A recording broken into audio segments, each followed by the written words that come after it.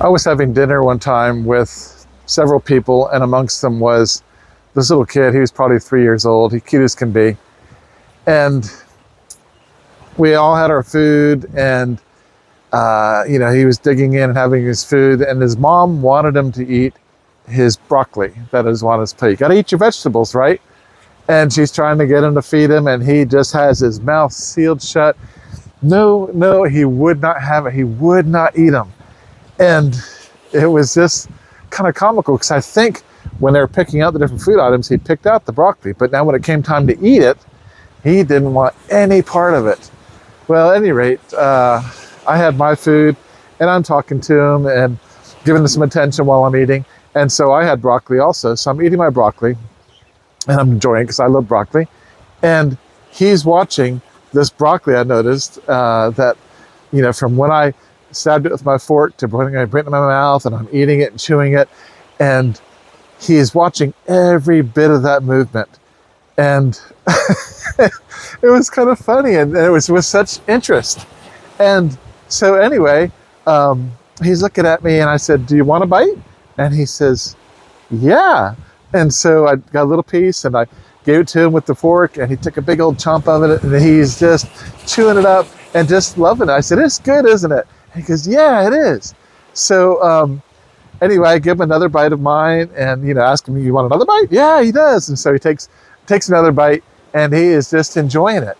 And his mom is, she sees this, and she says, "Well, you've got your own, here," and she puts them on a fork, and no, he doesn't want any part of it.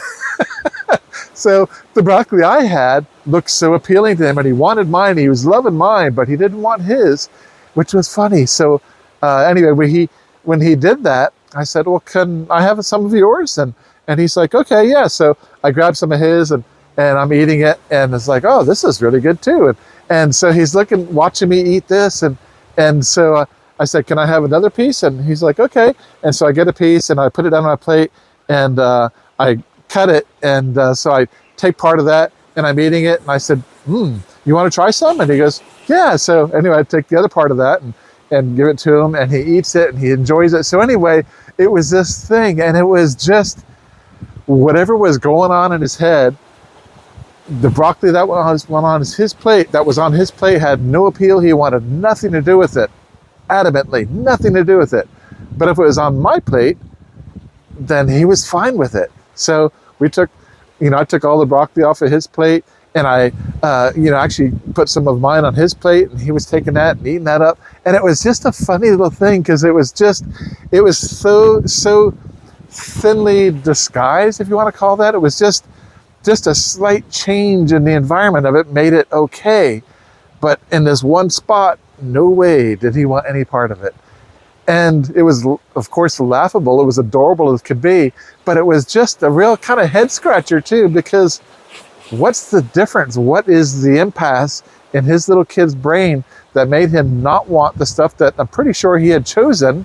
He didn't want it. There was something about it he didn't want, but if it came off of my plate or shared from mine, even if it was originally his, had appeal.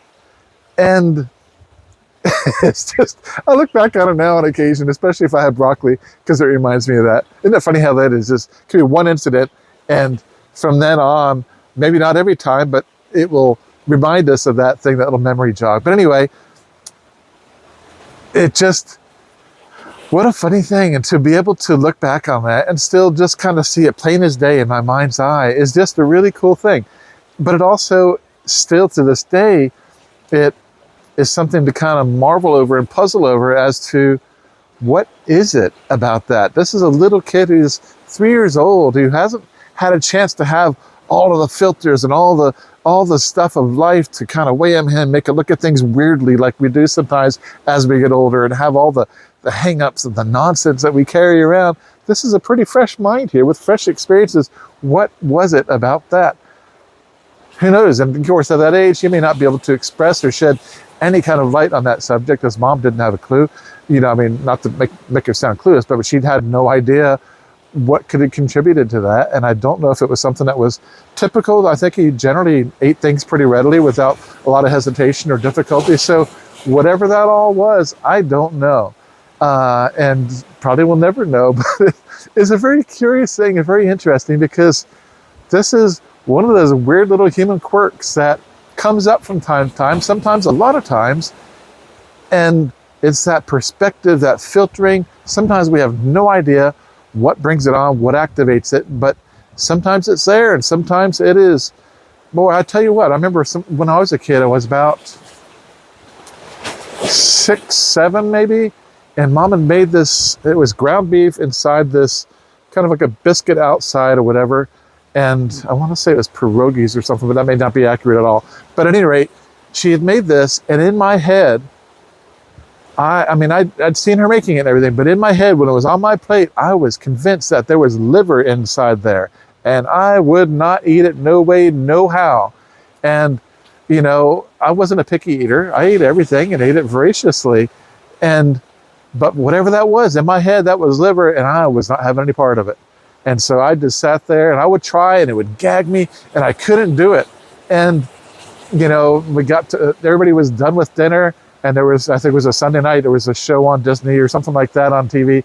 And so everybody goes over there, but not me. I had to stay there until I finished my food. And I just couldn't. And so next day at breakfast, it was there waiting for me, and I couldn't do it. The next day at dinner, it was there for me. I couldn't do it. And it was this, you know, it became this will against will kind of thing, but it wasn't just me trying to be obstinate or trying to be defiant or non-compliant in any sort of way. I thought this stuff was liver, and I just would not eat it, because it physically made me gag at the thought of it. And ultimately, I think that second night of dinner, I think we kind of dismantled it and just took the meat out of it. And I was able to do it that way. I don't really recall, but whatever it was a big deal. And it became this big thing between me and my parents. And, you know, I'm not normally a picky eater, so this really shouldn't have been a big deal. But sometimes things just get blown out of proportion, become a bigger deal than they ever should be for whatever reason. And, you know, being a parent is not easy, trying to make the call on things. Yeah, a bunch of weird stuff there. But regardless, it was this filter in my head that made me see this and put it together as somehow this became liver. And it was as good as, in my head, for this other little kid, this broccoli off of his plate, that was the one he chose originally, unless it came through my plate, which changed everything magically, apparently, right? You know, unless that happened, then he would not.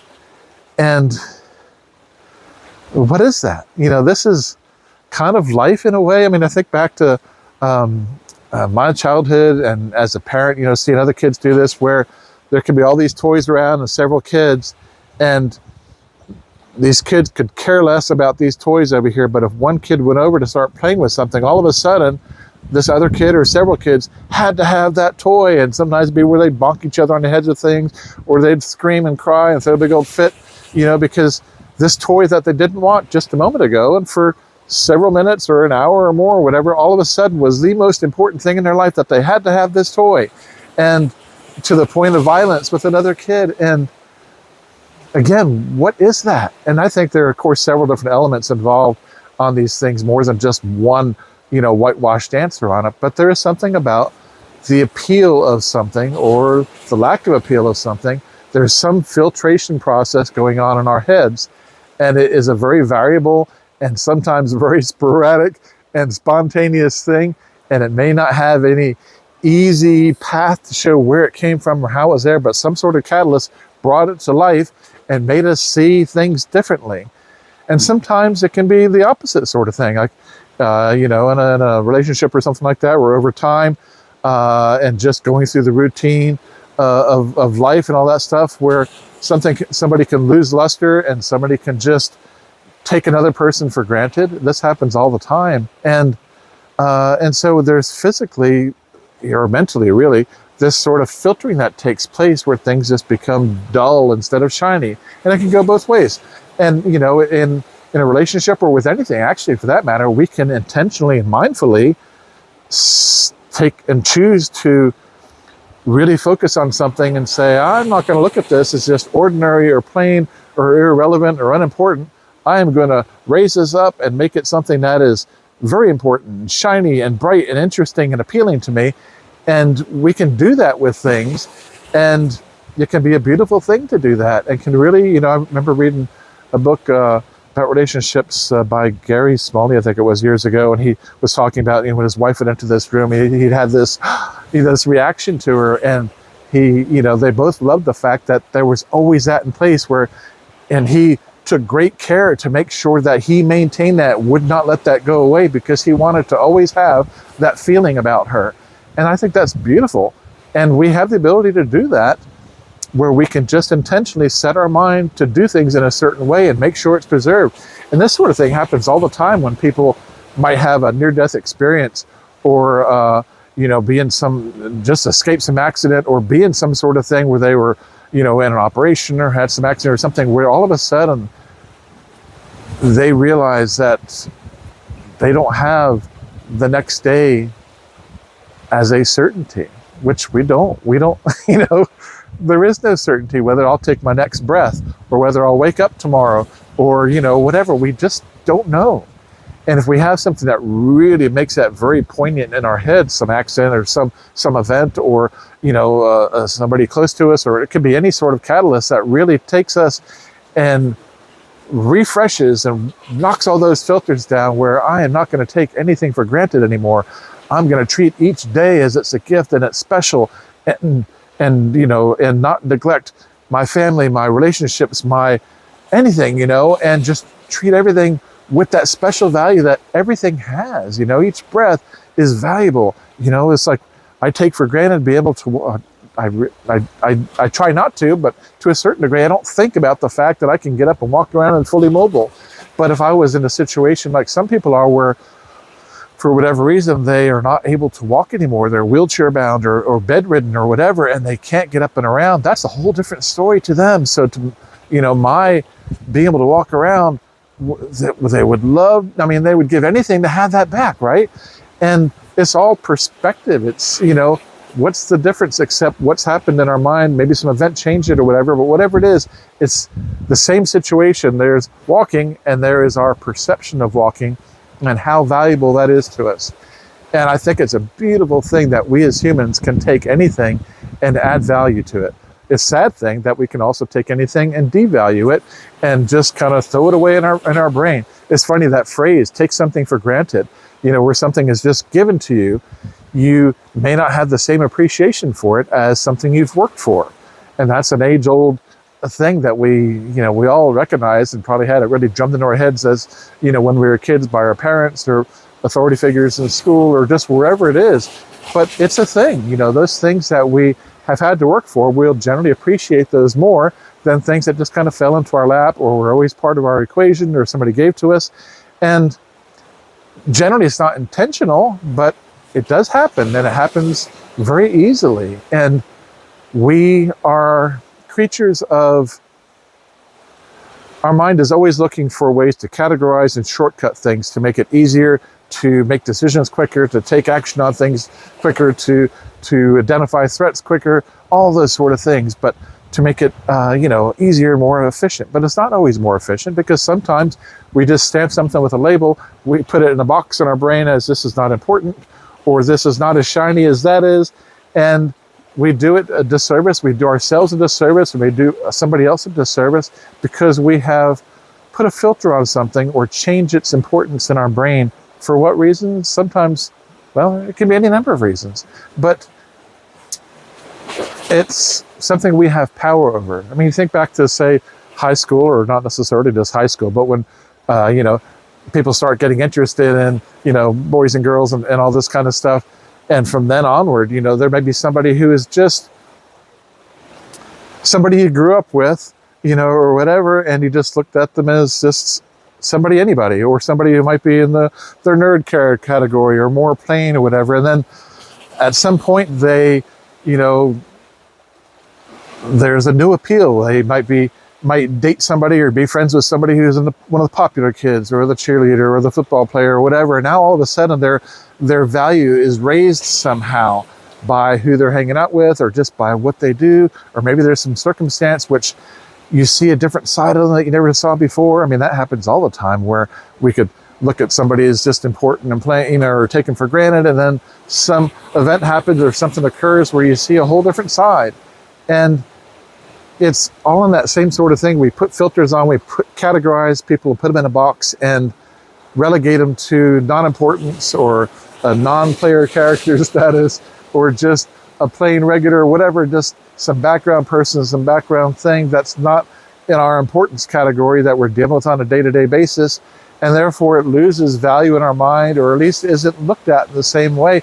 And there are people and things sometimes we just don't even see. We can walk past things and people day after day after day and not even really even notice them until one day something is different. And that catalyst changes and gets past some of the filters and past some of the taking for granted, past some of the ordinary, makes them extraordinary, which is kind of funny, because how can you have something that's extraordinary? It'd be still ordinary. But anyway, I love that word. I love wordplay. But but it takes it and makes somebody or something more special, of more value, of more interest, something that curiosity is aroused in a way that it wasn't before. And just like that broccoli, or just like that toy, or just like that boy or girl, from wherever point in our life, where they used to just seem like just one of the other people that we encounter, till one day they look different, or they have different appeal, or just whatever it is.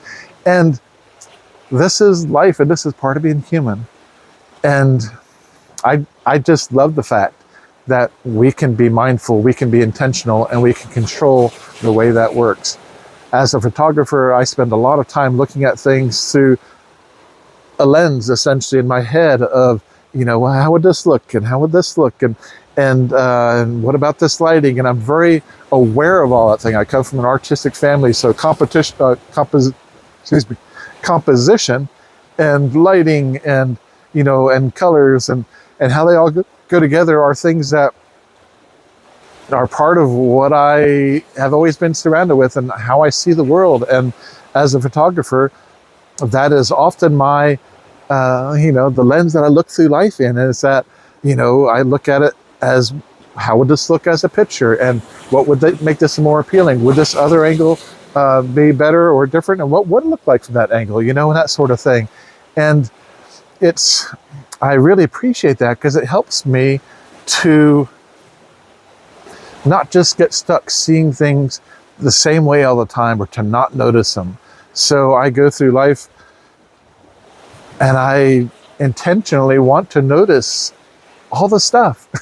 And I still don't, I'm human. I'll go by and there's some things that just I might pass by all the time, or not really notice or give full attention to, unless there's some catalyst or some event or something that helps me see it different, or the lighting is different, or whatever.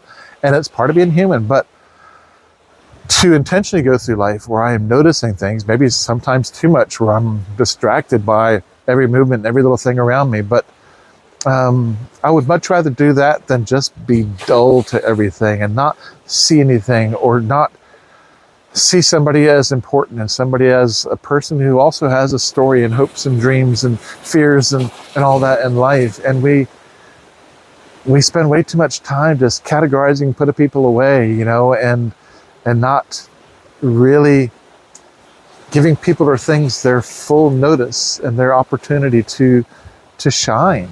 And sometimes we do, you hear about people going through life with rose-colored glasses, or with blinders on, or, just whatever. And all these little metaphors and things that we have are big indicators of more of the reality and truth of things. So yeah, I think as a general rule, we go through life too often looking at things, or not even seeing things, but looking at things and assigning them a lesser value in our brains. And sometimes, you see it, I think we've all met people who have been through some sort of harrowing circumstances, or some really tough trial, or some big injury or operation, or loss of somebody, or whatever. And it's like they're woken up, and they are just have this zeal and this energy to not let anything just be given little notice, that they want to celebrate every breath of air, celebrate every sunrise, every sunset, every body in their life, and and they're giving out hugs, and they're listening avidly to people and their story and what's going on. And just, you see people that just become this whole changed person because now they have this extra appreciation, this extra value just added to everything, which is what appreciation essentially is, isn't it? Is to see the value in something, to recognize something as importance. And if we go through life with a life of gratitude, with a life, not even just, the gratitude can be different than appreciation, but that thing where we just appreciate things more, we value things more, and we can intentionally do it. And we give ourselves time to celebrate things and people instead of being so busy to run back and forth. We live in that present, and we see things with wonder and with curiosity and celebrate other people's broccoli and our own. And that's a choice we can make.